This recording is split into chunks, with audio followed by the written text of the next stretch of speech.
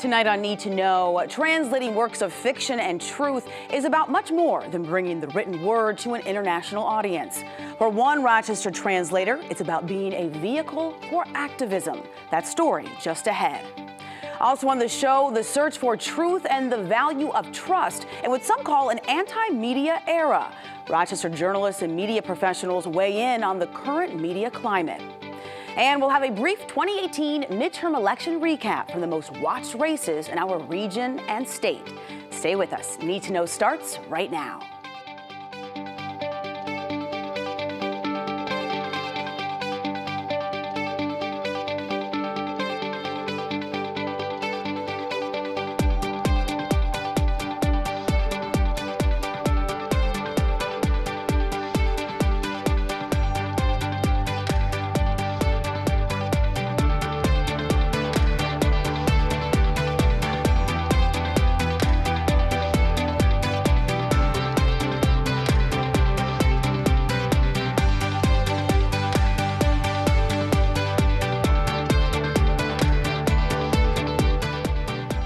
University of Rochester professor Sevinch Turkan is one of few women in the region translating the work of female writers around the globe.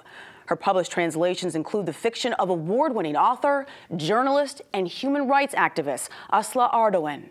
Ardoğan was imprisoned for 4 months in 2016 by the Turkish government after being charged with supporting a terrorist organization. She was later released without being tried. Translating Ardoğan's work is much more than providing an English translation to the world. For Sevinç Turkan, it's about giving women a voice and creating a platform for activism. Joining me now to discuss more is Sevinç Turkan, and it is great to have you here. Thank you.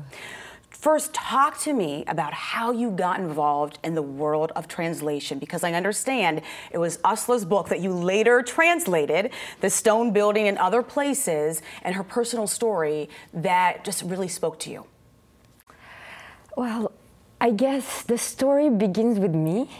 It's a kind of a personal story, and it's very ironic how our childhood experiences impact our adult lives. I was born in Bulgaria. When I was 11, my parents immigrated to Istanbul, Turkey, for political reasons, and I lived there until I finished college. Then I went to Germany to study in Berlin and Munich. I interned in Strasbourg in France. Then I came to the United States to get a graduate degree. So it seems like all my life I was translating, not only among languages, but also among cultures, cultural and religious practices. And it felt naturally to transition into a book-length translation project. I also knew Aslı because my research is on modern Turkish literature, so I knew her work very well. I admired her as a writer, as an activist. So I decided to translate initially the first 3 short stories. They weren't available in English. Actually, Turkish literature in English translation is very meager. So I wanted to translate them so that I can share them with my students in class. I teach women writers in world literature, and our conversations got very exciting. They supported the translation of the entire book. A colleague of mine at the University of Rochester supported. He saw a couple of drafts, initial drafts, and he said, "This is remarkable, you should pursue it." And this is how I got into it.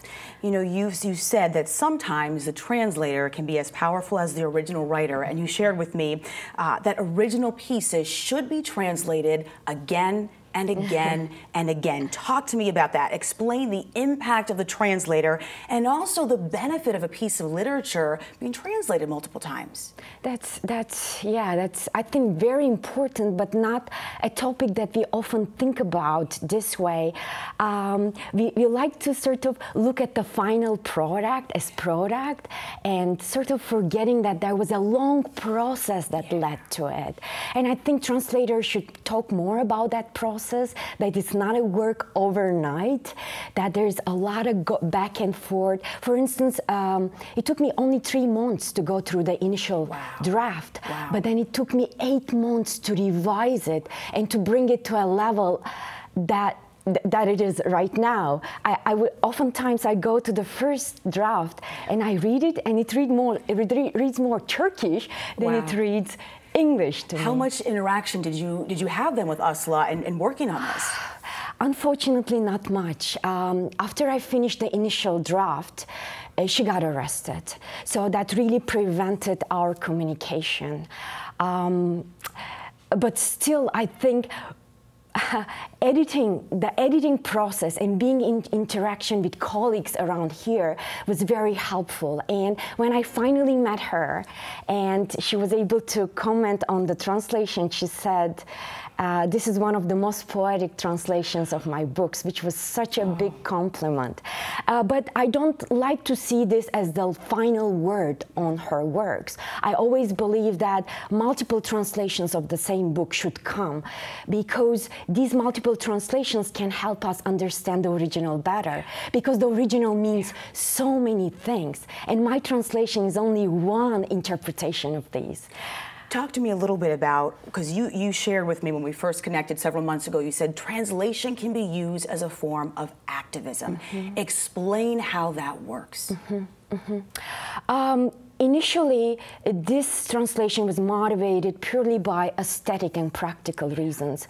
At the end of the 3 months when she got arrested, I realized that me staying in my office and spending 8 hours on translating a paragraph sometimes is useless unless that work steps out of the covers of the book, steps out of my office and becomes a public discourse. This is when I began writing to PEN International, reaching out to literary awards committees and began talking to them about her, whom nobody knew because she wasn't available in English. And English at times is the only language that award committees command in common. Some might read French, some German, but English becomes a common denominator. Therefore, an English translation is so important. And when the European Cultural Foundation Committee convened, they asked me for the first draft of my translation in order to be able to evaluate her work. And it seems like they liked it because she got the award. The word about her spread out and more awards followed, which was so supportive and important for her case at home. She was released from prison, even though she couldn't travel to the award ceremony because they kept her passport. They put a hold on her passport. But eventually she was able to get her passport back. She traveled, and now she's in Germany, where she lives in exile. This is the power of translation to impact a human life, a woman's life, which I think is very important. You are among the few women in Rochester who translate other women, and I understand that you are the only one who translates from a non-Western language.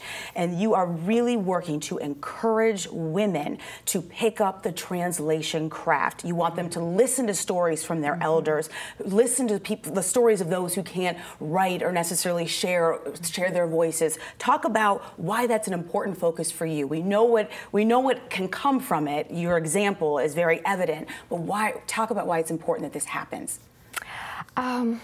Helene, we all know writers such as Dostoevsky, Proust, Thomas Mann, Kafka, Murakami from Japan, Lu Xun from China, or Han Pamuk from Turkey, and these are all male writers. And how many of us remember their translators through whose language we have access to them? Think about women writers. They are already on the second stage in their communities, in their national arena. So for them to come on the world literary stage requires 2 steps. It's a longer process for them. Therefore, by selecting a woman writer who is as good a male writer, by supporting her, by sort of merging my voice with hers to translate her, to make her available to the world audience, I think this is a conscious choice, deliberate choice, which all women should be able to make. You share with me, you said 2% of books published every year in the U.S. are translations, while in Turkey, 85% of books published every year are translations. We have to close, but talk about why the impact of being open to the translated word from other countries.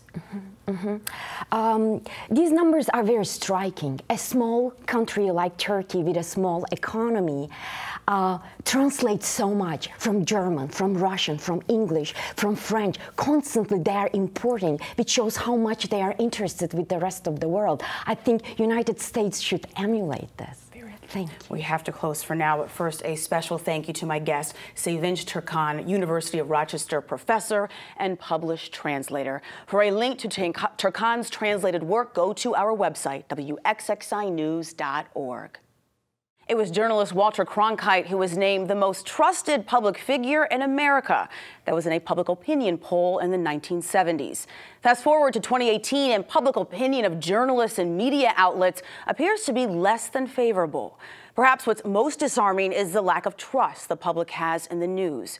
Today, I'm joined by local journalists and media professionals working diligently to continue seeking the truth in their coverage while building trust with their audiences.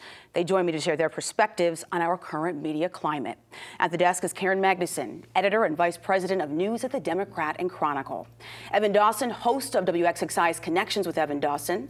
Tiana Mignon, editor-in-chief of Open Mic and contributing reporter at WXXI. And last but not least, my boss, Randy Gorman, news director at WXXI Public Broadcasting. And welcome. Thank you all for being here. Thanks. So before we dig into our current media climate, Karen, how do you explain the purpose of journalism to the masses? Well, the very purpose is to deliver the truth, covering your communities in a way that is authentic, but also reveals problems that can help lead to solutions for change. And you said covering the truth, and based on that, what types of factors or circumstances do all of you think have contributed to this change, right? We've got Walter Cronkite and other journalists hailed as heroes and trusted figures to where we are today in 2018 when we are experiencing this distrust, which is really widespread. How did we get here, and is any of it justified? You want to take that one, boss? Yeah, well, let's start with, it's easy to say, and certainly there's some credence to the fact that President Trump, when he took office, even before that, as much as he used the media in ways that I think benefited his campaign style, has certainly been hypercritical. The fake news phrase, in fact, I think he almost claims he practically trademarked it. All that being said, and not disagreeing with any of the idea that he has helped foster perhaps among some people that kind of a attitude toward the media, I kind of saw it happening some years ago when cable networks, some stations in larger markets started becoming, and I'm talking mainly TV, becoming more sensational, started doing perhaps a mixture of infotainment, entertainment, and news. And I think some of that among a good portion of the viewing or listening public started to get them to feel, I wonder if I can trust this particular media source, because they are spending so much time kind of blending their own opinions as well as entertainment news into what we would consider quote-unquote hard news. I think I would just add to that this is not just an administration issue. This is an issue right now there that political leaders don't think they have to talk to the media if they don't want to. Chris Collins just won re-election, or appears to have won re-election to Congress, and has said he will not speak to journalists and doesn't think he has to. You have Governor Cuomo, who rarely does one-on-one substantive interviews, doesn't think he has to. You have political leaders at local levels who rarely talk to journalists beyond just a quick news conference or maybe a quick phone call. They don't think they have to anymore. It's not just a Republican issue, though I do think this administration has weaponized this view of the press in a way that I think is pretty toxic and dangerous. And when that happens, in turn, how does that impact our audience? How does that impact our local community? I'm turning to you there. The local community, great. I would say it's twofold, because now you already have a community that didn't feel listened to, and now when they're reading the news, they're not even getting the news that they were supposed to get about certain officials. So they don't see themselves in the news, and now it's lost a little bit of value in that they're not getting good political coverage sometimes. And it's not always the fault of journalists, but when you can't chase down an official, you're at a loss. You can't make things up. You don't always want to rely on unnamed sources. So you need people to go on the record. But I think a lot of times there's also a lack of media literacy. People don't understand how this job works. And so when you have this loss of gatekeepers and people who kind of circumvent those rules and they put that information out anyway, it changes the conversation radically, and it puts journalists kind of, I would say, in the red because now you're kind of chasing and you're trying to keep up. I think the key is to be transparent about how we do things, what we do on a day-to-day basis. And at the Democrat and Chronicle, we try to do that for a variety of ways. Columns that I write about changes that are happening to our own product, our own newspaper, and all of the digital services that we now provide. It's also through stories now, and sometimes what we call watchdog columns, where we let people know when, if we've filed a FOIL and the government is refusing to give us the information, or if somebody is refusing to meet with us or meet with our editorial board, we call them on it. We'll do that in an editorial. So I think it's really important for us to be able to reach out and help people understand how much we care about the facts, what we do to ensure accuracy and credibility, and how we go about doing what we do every day. All of us care deeply about making sure we get things right. I'm going to go back to something that you said, Tiana, in terms of sometimes people just don't know how this job works. And President Trump's post-midterm election news conference, this was yesterday at the White House, he said, this is a quote, "I think the media is a very divisive thing for our country." He also said, when you report fake news, you are the enemy of the people. So I want to know, what does it mean to report fake news versus look at a story from different perspectives and then bringing it to your audience, your readers, your viewers? Well, that's a phrase which Evan used the term weaponized, and that's what this administration has done increasingly in the last several months, really. I mean, he can use that phrase. It doesn't mean that there's truth to it. I mean, it's easy to say that this story, as you saw during that news conference, and paint the reporters as enemies, and his base is going to eat that up. Hopefully, people who have a bit more objective view of the media will be able to discern whether they think stories that they are seeing or watching are legitimate. There's not a lot you can do except for some of the things that Karen talked about in a broader sense. I mean, being transparent. We try to do that at WXXI. We try to do that in connection with some of the principles that NPR follows in their radio coverage, in being very open, transparent in the process, and addressing any corrections quickly that have to be made. But beyond that, there's not a whole lot you can do to change, I think, the minds of the people who, no matter what you say, are going to believe that kind of narrative. I want to go back, too, if I could, just to what Randy said about the way things started to change with cable news, and you had sort of this right-left paradigm, fair or not. You have more sources of information than ever, and yet people are, I think, more interested in finding information that confirms what they already believe. And they can find it. You can find anything that supports your opinion now. And so what you have are people seeking out that information and then feeling like, well, if the other side is telling me I'm wrong, I don't want to hear that. And maybe that is fake news, and maybe I do just want to hear what the president says. And I think we don't have a country, at least it has been, I mean, again, historians are going to call me on this, but we really don't have a country that has state-run media in the way that a lot of authoritarian countries do. So people haven't experienced how bad that is to not have real journalism. They might think, well, I like the president. Well, I'd rather just hear it from him. I'd rather just hear it from the White House. No, you wouldn't. Even if you liked previous administrations, you don't just want the Obama administration, or the Bush administration, or the Trump administration. There's a real risk there, but we don't have a country that's experienced that. So some people might think, I would like that better. We don't need journalists. That's dangerous. I think that I want to kind of move on to local just a little bit, because I think that what we feel in the 24/7 cable news stations, I mean, you can question whether is that media or news, like is there a way, do we need to differentiate between the two? Because that's a lot of information being used to fill a certain time slot versus a deadline for the paper versus a deadline for your show. A different way of reporting the news, I think. And I want to kind of bring this down just a little bit to the local level. Are there aspects of local news coverage that are really getting lost in this rhetoric of media distrust right now?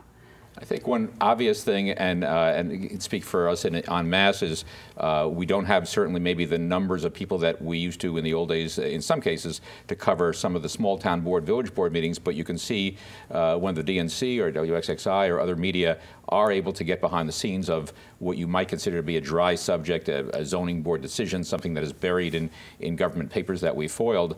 You can see how important it is to find facts that will lead the local populace to find out, hey, this is what my government is doing with my tax dollars, with my kids in the school board, whatever. That information is so crucial. It's not quote unquote sexy. It maybe not be exciting from a overall perspective if someone didn't have the time to look into that information. But I think that's the kind of work that has to increase. We have to increasingly pay attention to, because sometimes some of that stuff does get lost in the shuffle because maybe it's not as flashy immediately. If you're looking at it from the broader perspective of what you see maybe on national TV, where things have to be in your face right away, you really need to kind of get, what do these numbers mean? How are they going to affect me on a daily basis? And that's I don't want to call it drudgery, but it's the really grunt work we should be doing every day to kind of bring information that it's not for our own aggrandizement, it's for the public. We're supposed to be, in a way, representatives of what people want to know. The latest Gallup poll finds that 45% of Americans trust the media and the news to fully and accurately, fairly report the news. So this means that news media is slowly recovering from that all-time low in 2016 at 32%, but it's not where it once was in the 90s and the early 2000s. And I want to know, how does that personally affect all of you? I'm curious as to how when you hear numbers like that, when we've all experienced anti-media occurrences at the DNC, the vandalism in October, we've dealt with it. How have these things affected your work, how you look at this field, and the stories that you cover? I can speak directly to that. At Open Mic, since we do a lot of Black local coverage, we were dealing with this distrust across the board, but then especially within this community. And so for us, it was really just sitting down and understanding, what are your issues? Okay, so you don't feel covered in mainstream news for whatever reason. What are the stories that they're missing out on? And then going from there.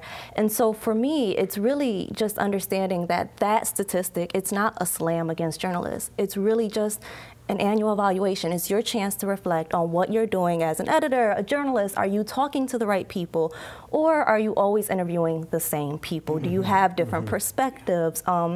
Even sometimes how you share your headlines. Are your tweets actually as accessible? What time are you tweeting these headlines? Because there are some people who need to read about those board decisions who aren't going to be on Twitter until after 5 p.m. Not everyone can be on social media during work.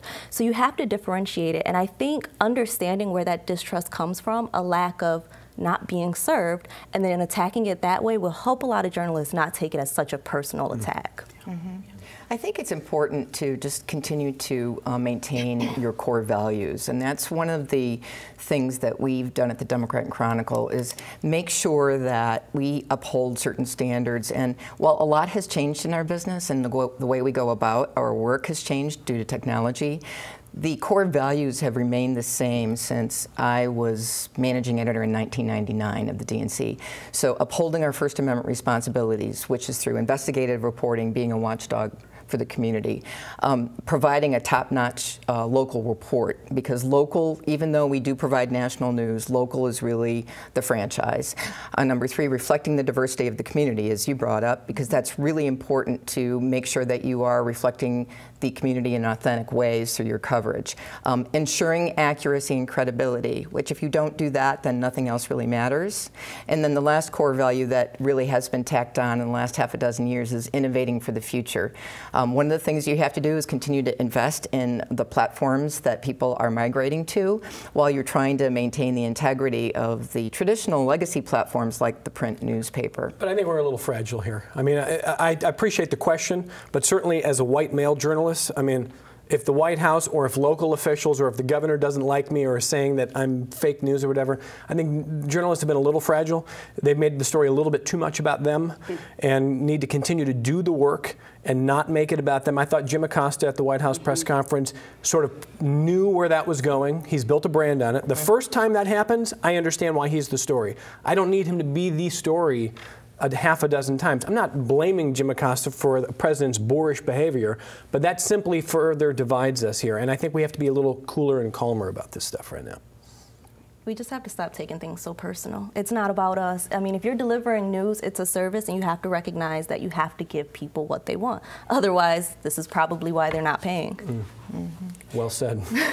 Did you want to jump in, Randy? No, I agree with everything that's been said, and I've been in this business for decades. I won't say how many years, but many years.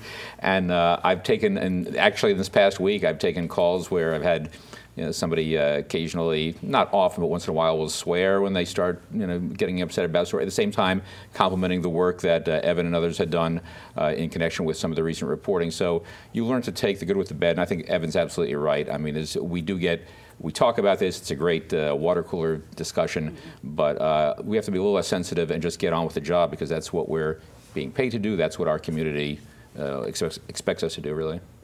So in the midst of all this that we're talking about, changing media landscape, layoffs that we have to deal with, shrinking audiences, et cetera, how do we protect the value of local journalism while also protecting the value of local journalists?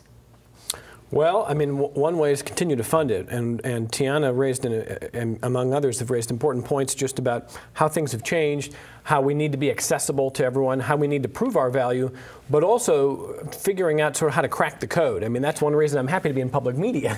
No offense to our friends in other aspects. It's hard. It's hard to convince, especially younger readers and listeners and viewers, to pay for things that they've grown up not having to pay for. I don't necessarily know a perfect answer other than to continue to do vital work, which sort of feels like a tautology. Do great work to do great work, and hopefully people will pay for it. But that's a hard thing to crack. It is, and really, I think one of the things that we have decided to do is fewer stories, but better stories. And so what we do, instead of going to every single school board or town council meeting, we make sure that we have good sourcing that will lead us to the best stories and great expertise on our staff to be able to do deep dives into issues that people really care about.